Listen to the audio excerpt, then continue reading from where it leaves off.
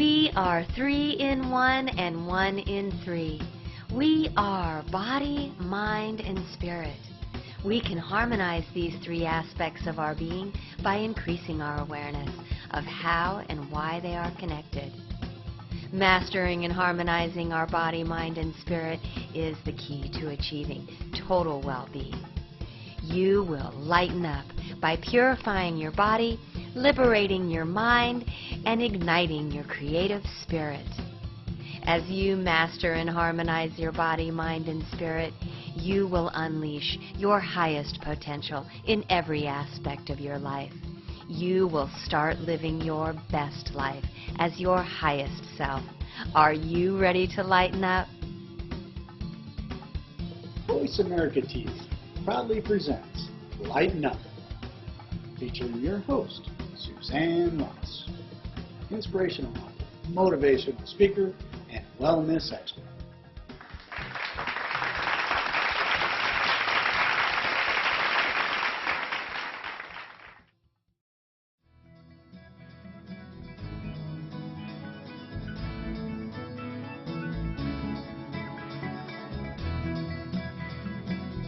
Hello and welcome to Lighten Up. It is my pleasure to be here today with Amanda Romania. Amanda is the author of a book called Akashic Therapy. I met Amanda through some mutual friends of ours and was so delighted to find her in her fabulous store in Sedona called Atlantis. Welcome, Amanda. Thank you so much for joining us. Suzanne, thank you so much for welcoming me here, and welcome to Atlantis, and welcome everyone who's joining us today. We're a little bit of a hideaway here in Sedona, but it's great to be able to open our Stargate and our doors to you. And we will take you on a tour of her store at the end of our interview. But we're going to start by talking about her book, because in it, she starts with her own personal journey onto the spiritual path. So tell us, Amanda, I was reading your book and you were talking about how it actually started with your daughter Scarlett becoming ill and you were seeking homeopathic remedies. Yeah, and I think a lot of the people that are probably watching us today have had a similar kind of episode where you're kind of going along your life path and then something stops you along the way and really accelerates that path and that journey. And what I find for a lot of people, it's either a near-death experience or it's someone that you love and really cherish. And for me, it was my daughter. She was allergic to everything. She was a small baby. She cried. I just couldn't pacify her. And I read all the mommy books and I went through all of the different doctor modalities. And I finally came to the exploration of the natural holistic world. So I started studying aromatherapy, hypnotherapy, kinesiology, and all of these different doctors and clinical places I was taking her to. She suddenly became this normal child. She wasn't crying, she wasn't scratching. So I kind of thought, you know, there must be something in this. And I've signed up to do a detox myself, which anybody that knows, going on a 1 day, 2 day, 3 day juice cleanse, you kind of want to be prepared. And I wasn't. So novice, I jumped into a 10-day cleanse, and because it was clearing all of the physical, emotional toxins from my body, all of my spiritual gifts began to come in. And it wasn't until one of the wonderful, amazing teachers on the course said to me, Amanda, you're kind of getting on the spiritual journey. Do you know what that's about? And of course I began to shake my head. And then I started to listen to my heart. And I started to Google and look at different aspects. And okay, so I know about aromatherapy, but I don't quite know about these angels. Who's the best teacher of angels? And of course, I came across Doreen Virtue's work. I was doing business training. I had corporate stores I was running. And then I was doing angel workshops. And that's what took me to Glastonbury. And that's where, I guess, a lot of my real awakening happened. Glastonbury's an area in England connected to Stonehenge, connected to the Camelot legends. So there's a lot of history there, but a lot of magic.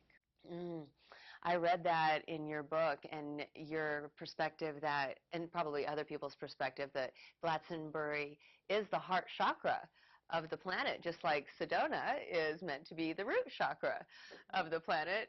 So what a beautiful place to open your heart to spirituality in Glastonbury. Tell us more about your experience there. Well, you know, that's the thing. A lot of people do equate Glastonbury to being the heart chakra of the planet.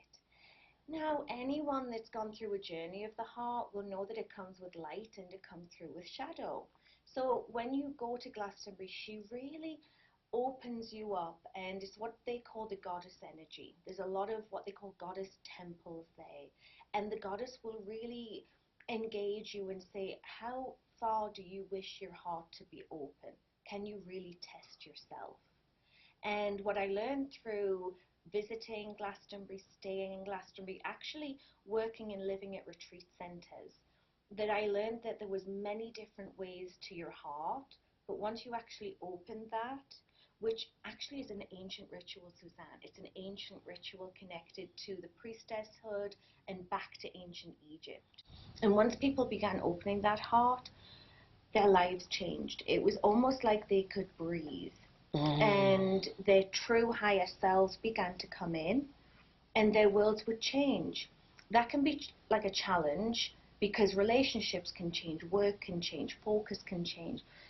But what I began to see was this progression of people that were happier, more content, living what I call their heaven on earth. Yes. So it kind of seemed like a good idea to follow. So I began taking as many workshops as I could there, and then I began my own teaching and my own journeys. Yes. Well, I've seen that your Akashic therapy starts with a divine heart meditation to activate the sacred feminine. Is this similar to what you're talking about as far as this initiation? Yeah, absolutely. What I found was that in the Akashic Records, which this is the book that I wrote, it's called Akashic Therapy. I found that working with the Akashic Records, which is primarily it's the database of everything. Everyone and anyone can tap into it. You just have to sometimes know how to navigate it.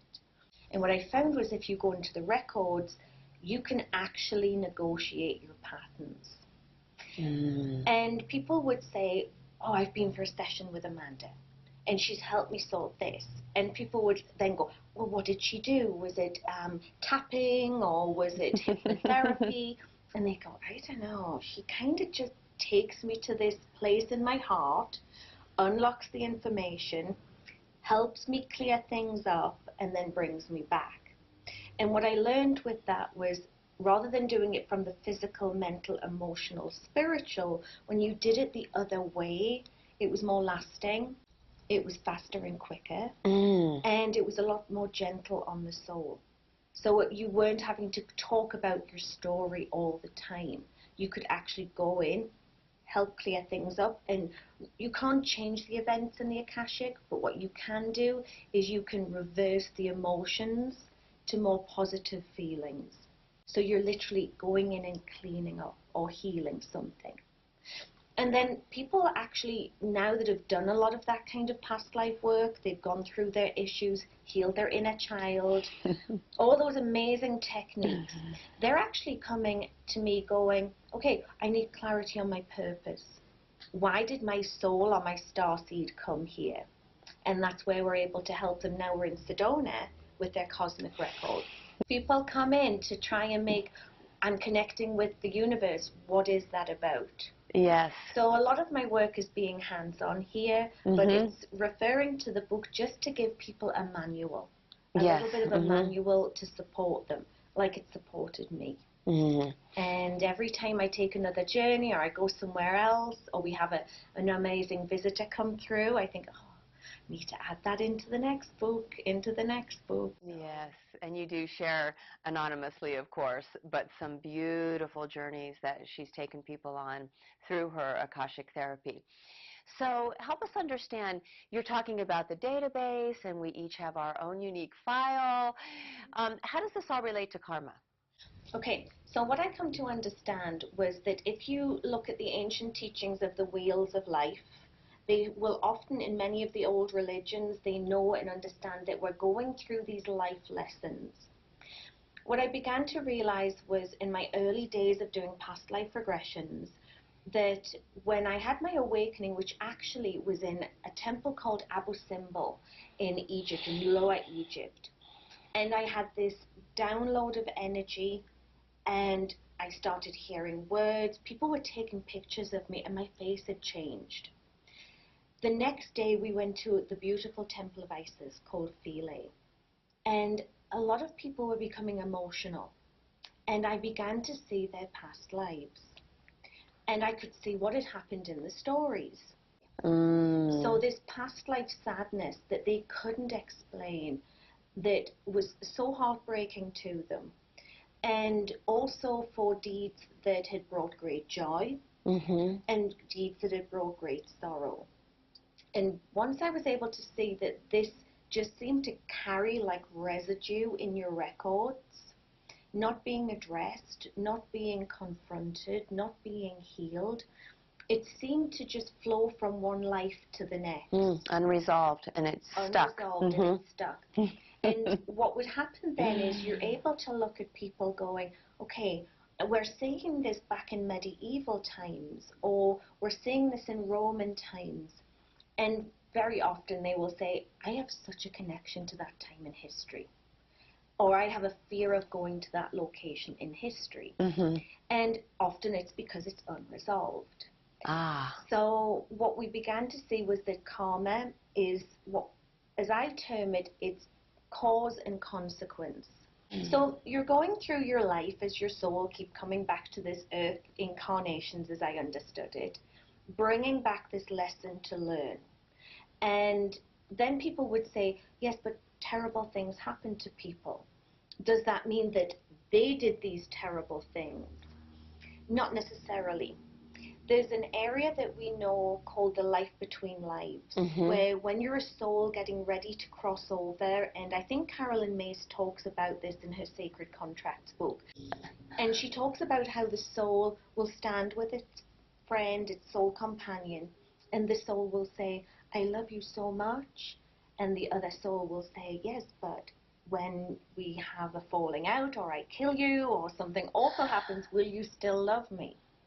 So when we're coming back down, sometimes we elect as souls to go through a certain emotion or trauma to clear that record of forgiveness and unconditional love and make amends. Beautiful. We don't exactly create. It looks like this on the movie screen, but often you find a soul that's come through, they've had a very challenging childhood or a challenging relationship.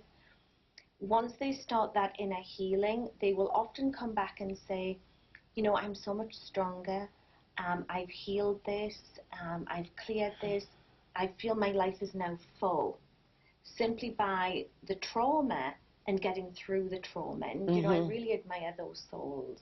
It feels to me like the soul contract has been fulfilled. Yes, and that's when a lot of their higher self really comes fully and it's present and grounded. And then they're really having that earthbound experience. What I'm also understanding is that karma can be daily. So if you feel you've got through your lifetime and you say, you know, I've kind of got to a point where everything's great, do I have to still go through these soul journeys? And what we find is a lot of your records are clean and clear. You've resolved so many things. But you can still be dealing with daily karma from the day before. But that's what we call, it's not great karma duty, if you like, and it can be very clearly resolved with just a thought or a kind word or, you know, observation, judgment. And that just becomes the general mechanics of life, like taking in oxygen or taking in water. So that's where a lot of people that are in that higher consciousness are reaching that point, I'm finding. So it's a daily self-management. And there's also something interesting that I've recently started to look into with karma, is that it's, especially being here in Sedona, it's Native American lands. We're so blessed by the spirits that come through here, the ancestors that are here present. And what they have been teaching me is that we carry karma for 7 generations back, as we carry our ancestors with us. And what can happen is a lot of that karma comes down the line, And I may have a client and I might say, you know, it doesn't quite feel like this is your karma. And they go, I know, what is it? And I go, tell me about your great-grandmother. What do you know of her life? And we may read from the oracle. And you'll find that this is the challenge she faced in her life. She never got to overcome. So guess what? It carries down the ancestral line. If I have, say, a mother and she has a challenge of a relationship in her life, and she can't quite resolve it, and I will say, okay, if you can't resolve it for you, can you resolve it so it doesn't pass to your children? 99% she's on it. She's, yeah, if I can't do it for myself, I would do it for them. Oh, that's a wonderful motivation. That's the love yes. contract. I've had some interesting readings where, like, an uncle was hanging on that I didn't even know we had that close of a relationship, but he was sort of hanging on through me. And then also, like, generalized issues, like, say, maybe money, you know, something around money issues would date back, you know, father, grandfather, his father, and we'd have to clear it all the way back in order for me to break free of limiting thoughts around money in my life. Absolutely. And what I find is that a lot of people, when we go into these family ancestral lines or their previous incarnations, there's 3 vows that are often what I call looming or hanging around there. And that's the vow of poverty, the vow of obedience, and the vow of chastity. So it's a little bit like everything that comes through me has to go out, or I don't deserve, or I have to be obedient and follow what is I'm being told. And then the chastity is very much about I can't ever give myself fully. I don't feel whole in myself, so I'm constantly searching for someone, something to make me whole. And it's something's being removed from me, or me stopped having that connection with the world. As soon as you start to break or reconstruct those vows, lots of things change in people's lives. And they can be ancestral. They can be in your grandparents, great-grandparents.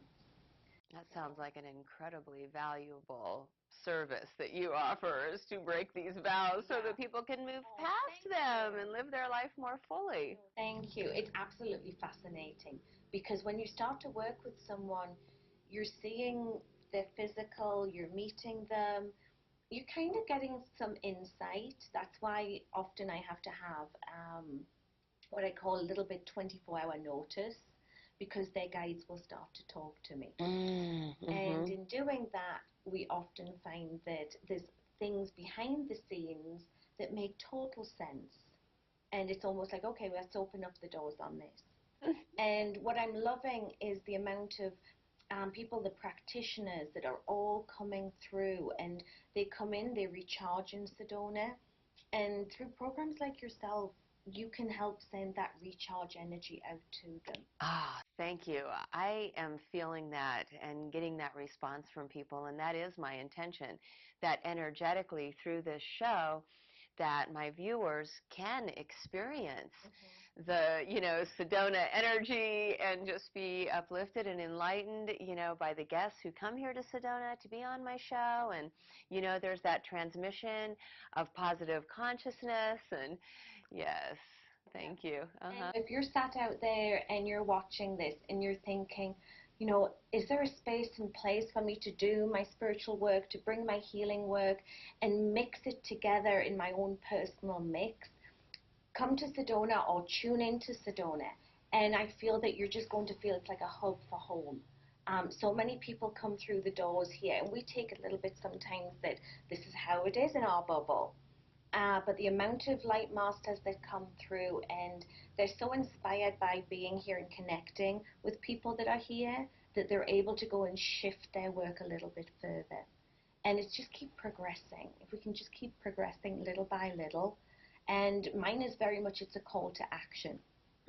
Yes. What can you do with the gifts and your tools today? And then bring it grounded and take some action. And that can be just one thing that you do that month, but it's making something like that happen. I really feel that in your records, you feel more fulfilled because you've got something tangible. that you've got from those results of all that work you've been doing for lifetimes. Ah, yes.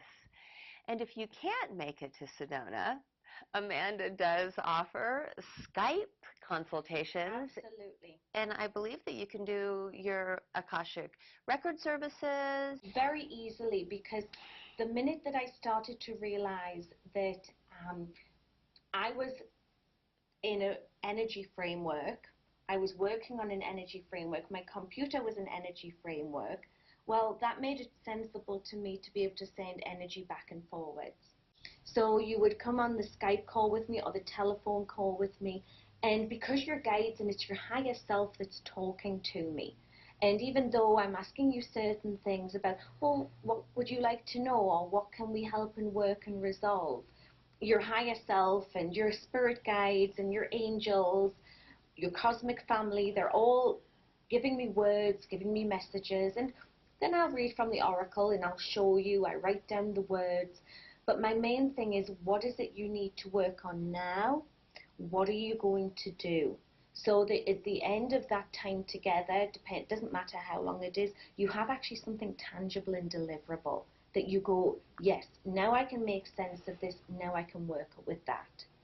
And for a lot of people with their creativity, it then gives them the confidence to unlock so much more. Yes. And that's, a lot of people are just not quite sure they've got a creative, like what I call passion within them. But how do they bring that out? How do they let that explode? And in the records, we can get the frequencies for you then to create that. Bring that message out from your heart, because that may be the imprint that you're meant to leave that's in your records. And if you leave without doing that, you will come over to guess the other side, and you'll meet people like me that will say, oh, we need to get you this next time. Leaving this imprint was your sacred message. And that, to me, that's mastery. That's mastery. Yeah, totally inspiring. Very inspiring. And you are in for such a treat, because Amanda is going to take us on a tour of her magnificent palace here in Sedona called Atlantis. So you're going to want to stay tuned for that. We'll be right back. Hi there everyone, well, welcome to Atlantis. This is our little hub and hideaway here on 89A in West Sedona. So where you're here at the moment is you're in our area that we connect with Atlantis and the elementals. So this is the work of Susan Lightstar. She's a very gifted artist in town, and she really brings through the dolphins and the mermaids and the magical times that we kind of remember in our past lives. We have certain things such as tiaras, fairies, wands, and we actually show you how to work with them to bring more of that light into your life and into your home. We've even got a whole area that's really dedicated to helping you clear your home with sprays and candles, and also how to use incense and certain things like this for your greater good, and helping you bring these positive energies into your everyday daily life. So we try new things out all of the time, and we actually will shop with you via Skype. Here on the front we have the start of our Brian de Flores art, which is a little bit like sacred geometry. Brian's an amazing teacher, and he also brings through 340 of these different sacred energies. They're a little bit like apps for your soul. So with this particular one, if you're wanting to work with Archangel Michael, then you would have that image, you would meditate on it, perhaps put some crystals upon it, and you'd bring that into your everyday life. So these angels, these images of all different aspects of spirituality, they're actually something you can work with every single day. This is one of our beautiful showcases dedicated to the work of John Farris, again another local artisan, and his work is set to a certain frequency. So even though these are beautiful spirals, what you're finding here is it has sacred geometry, that you can use these as a healing tool, a wand, or just a spectacular piece of jewelry. This is our Stargate, and it's the signature that we're known for here in Sedona. People come from all around the world and they will say, can I go in this room? And we say, most certainly. We find there's a ley line that goes down through this room, and people will come here and have an experience. I know Suzanne's had an amazing experience here in this pyramid. And this is just what we call a regular copper pyramid. But the amount of people that come through here, they put their blessings, their prayers. We have ascension, healing copper rings underneath. And what this does is it creates a vortex of energy. And I'll just step in here. What you're seeing here is an aqua aura vogel, so it's a very, very high frequency energy of crystal. And once we put that with the copper wiring, you see how it just moves very gently. What it's doing is it's working with your life force, it's working with your kundalini for activation. So you don't have to do anything else but just come into this sacred space and receive the energy, the downloads, and then you've got the uploads because you're sending energy back up to the cosmos that you need. This is our healing rooms in this area. This is actually an amethyst healing bio bed, but what we've done is we've attuned it with the accelerator images of healing and balance and awakening, and we've placed our bedding here, which is full of what we call the Reiki images, and we put prayers into this. And this is where people will lie. They will have a regression with me, but also they're getting a healing, and they're also getting the energy of their guides coming through. And this is an area space that we have that we use for many different things. We're able to have projectors, people can do their movies on here, so you can come through to here. We have speaking engagements, small teachings, small initiation groups, and this really is, it's a temple space. So there's a little bit more that goes on here, a little bit more in the center, and we would love you to visit. If you're coming to visit, please connect with us at info@atlantissedona.com, and we can make sure that we're open for you, we're here for you, and if I'm in town, then I would love to visit with you. You can also call 928-282-2471, and one of our lovely Atlantis angels will be here to book some time on my diary, or just to even come in for a visit, to sit in the pyramid room, or have a healing on the healing bed as well. So when you're ready, we always say, welcome home to Sedona, welcome home